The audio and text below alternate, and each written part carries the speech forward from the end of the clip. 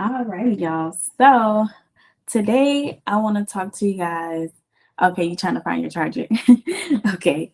So today I want to talk about how to be okay with where you are right now in life. How to be content with where you are right now. Not saying that you have to be comfortable with it, but just how to be okay while you're in it.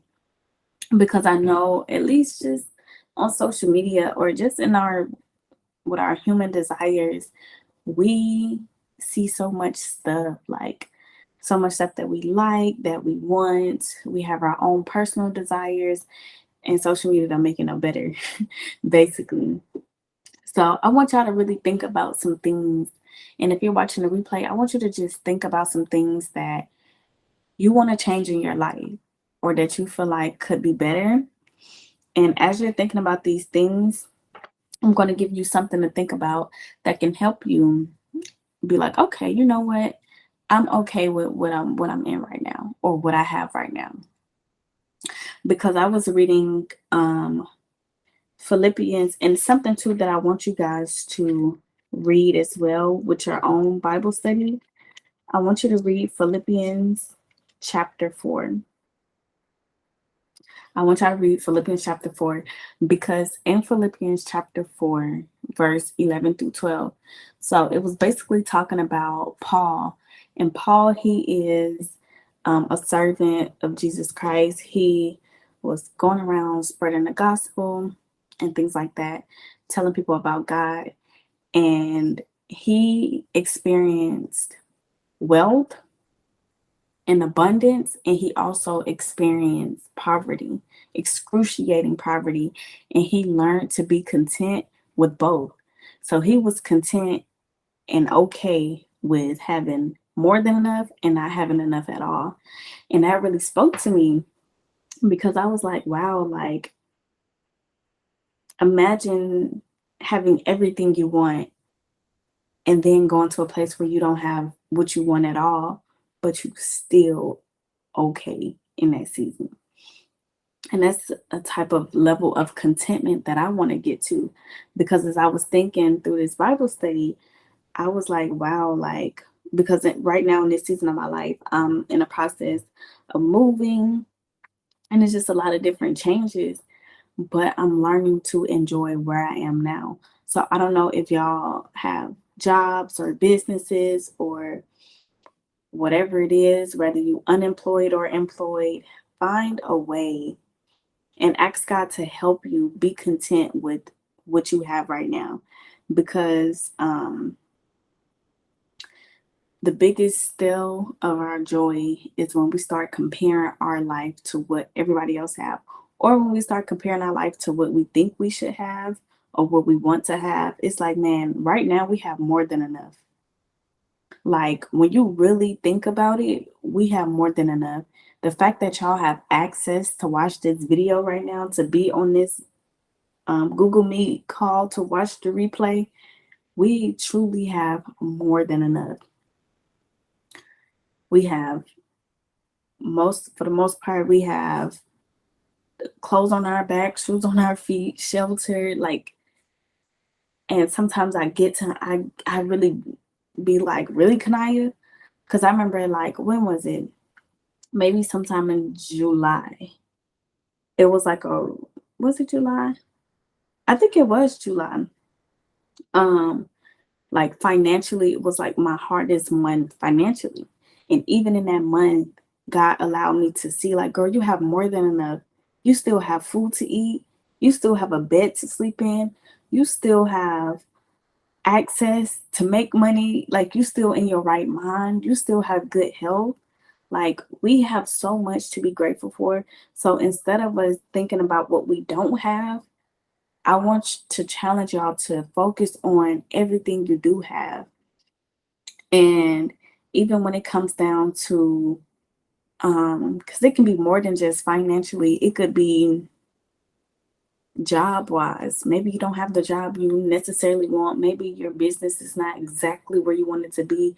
But the fact that we even have what we do have is like we so undeserving of it, honestly. And also, I was just thinking about how much I would be quick to not even compare, but more so complain and be like, I'll be sitting up here asking God, hey, God, can you do this for me? Can you do that? And now thinking about it, it's like, wow, why don't I just go to God with gratitude? Like, hey, God, thank you for keeping me. Like, thank you for keeping me protected. Thank you for keeping my body in good health. Thank you for allowing me to have a phone, allowing me to have access to this, to that, allowing me to have family, have friends, have this, have that. Um, and another thing too, ooh, now that I have learned, that is so good. I really want y'all to read Philippians chapter 4. But it also say to fix your thoughts on what is true and honorable and right and pure and lovely and admirable. So like when we fix our thoughts on the good, and when you feel like you running out of blessings to count, you might gotta start counting the breath in your body. The fact that you just woke up this morning and was able to take a shower today, or the fact that you was able to eat breakfast today, or the fact that you was able to hug your kids today, or hug or see your family today. Like when we feel like there's nothing more to look forward to, because that's the trick of the enemy. And I 100% believe it. The enemy want us to get out of contentment. He don't want us to be happy with our life. He don't want us to be happy with our situation. He want us to constantly think about what we need to do better. Oh, because I'm gonna be honest with y'all. So I got my first, which is the apartment, the apartment I'm in now. I got my first apartment last year of August, and still love it to this day. But one thing the enemy would do would have me comparing my apartment to a better apartment. And it's like there will always be something quote unquote better. Like that's just the way the world is. We will always want a better car. We will always want a better living situation. We will, even if we have a decent living situation, we'll always want something better. Even if we have I said a car, a job, a bit, whatever, it's always going to be something better. So why not just be happy with what we got? Be like, hey God, if you don't give me nothing else, thank you for what I already have. And as I start putting that into my mind, it's like, wow, I start looking at my life differently. And also, another thing that I want to talk to y'all about, because she said exactly have to be content in every stage of life and deserving of more. Yes, but I do believe the enemy, if he can get to your mind and have you feeling like your life is just so terrible, then he can start planting seeds of suicide. Then he can start planting seeds of, oh, well, this life not worth living. Might as well go and end it. Like the enemy, we have to be mindful of the tricks of the enemy, honestly. And also, I was about to tell y'all something else to protecting your mind. Help me, Holy Spirit. But I don't know, it'll come back to me. But I feel like I'm remembering it now.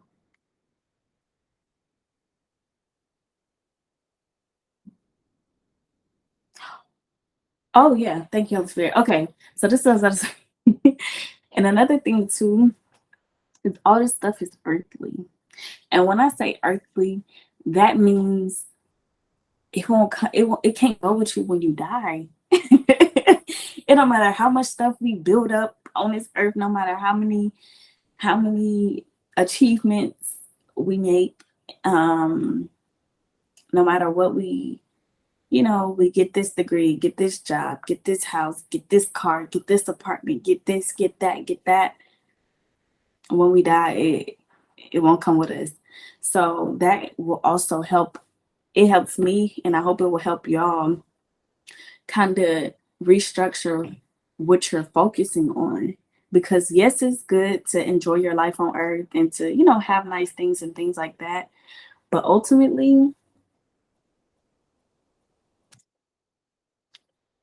you'll have it for a split second while you're here on earth. it won't matter in the end. The thing that really matters is, what is our relationship with God like? Are we doing God's will for our life? Do we even know God's will for our life? Are we allowing God to transform us as people so we can learn the will that He has for us?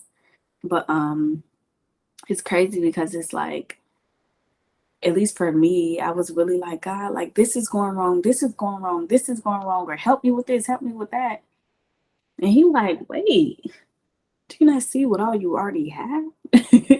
But y'all, let me know, like, what y'all thoughts on this. Like, let me know if y'all have questions or anything, because y'all, this is something I've really been thinking about these past couple weeks. Honestly, probably a little more than weeks. But it's like, wow, like, we have more than enough.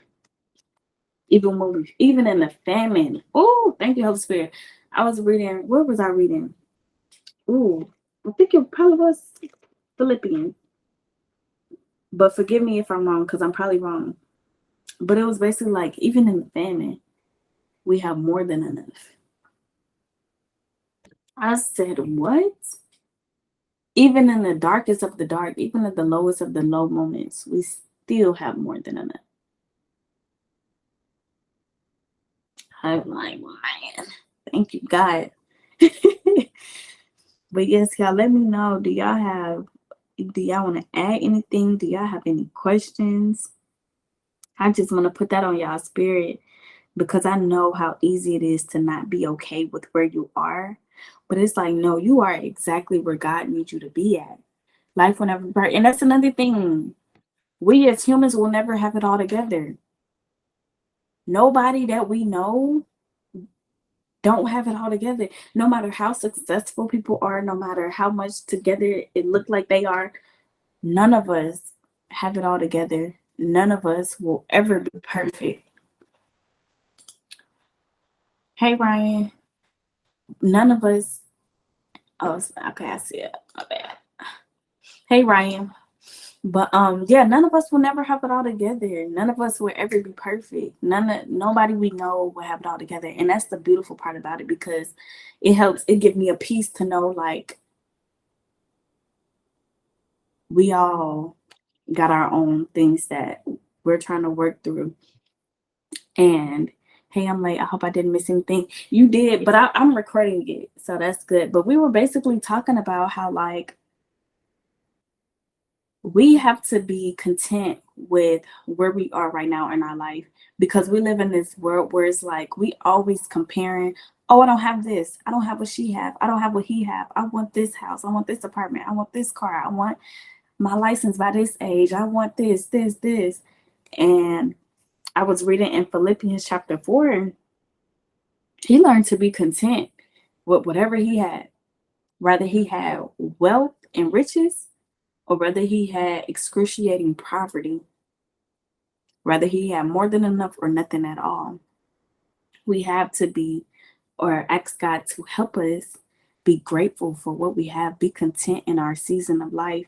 And also another thing too, because I know, Ryan, you just came in, but I was talking about, like, counting your blessings. Like, wow, God, thank you for even giving me a phone to have access to something like this. Thank you for allowing me to not go without food. Most of us, I'm sure a lot of it, like, you don't have to worry about a meal.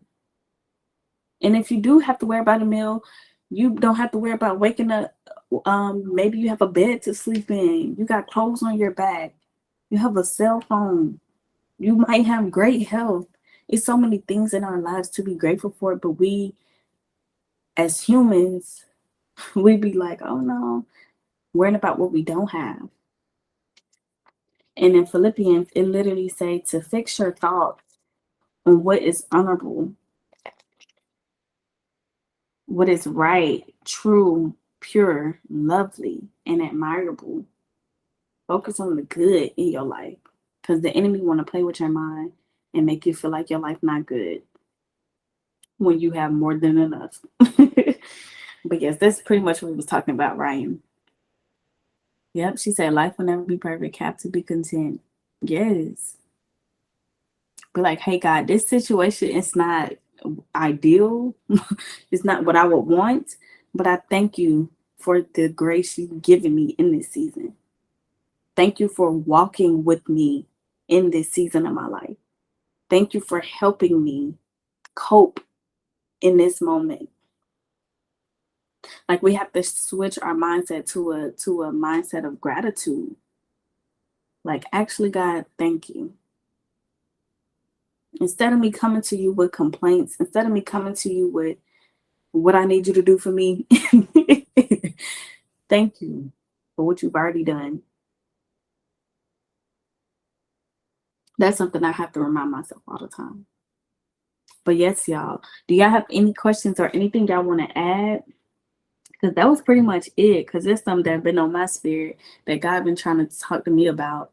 Like, girl, you got more than enough. Even when they don't feel like it, it's more than enough. Sometimes you got to cast those thoughts down. When y'all start getting them thoughts, when the enemy start planting those seeds in your mind, trying to make you feel like you in a bad space or trying to get you sad or depressed, you got to cast those thoughts down. You gotta change. You gotta be like, oh nope, I am the head and never the tail. I am above and never beneath. No, this is not ideal, but this is not going to be for the rest of my life. Thank you, God, for where I'm at. You literally have to catch those thoughts and change it to something positive. Literally speak it out loud. That's how you get the enemy to get out of your mind. You can't let the enemy just give you thoughts and give you thoughts and give you thoughts. Absolutely not. Your mind is of the Lord's, not the enemy's. She said, I think we all go through this. It's just a part of life we have to get comfortable with and learn how to handle gracefully. Yep.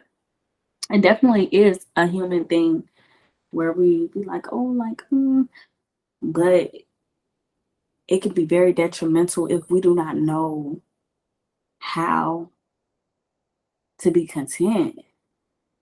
Because there's a lot of people who don't know. They just chasing after this next thing, chasing after this, chasing after that. And once they get it, they never really fulfill because your fulfillment really don't come from things.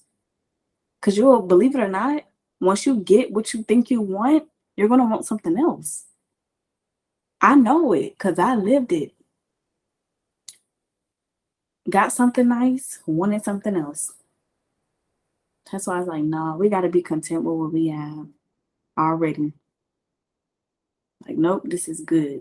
I'm not saying this the only thing you got to have in life, but just knowing, like, if I don't get nothing else, this is okay.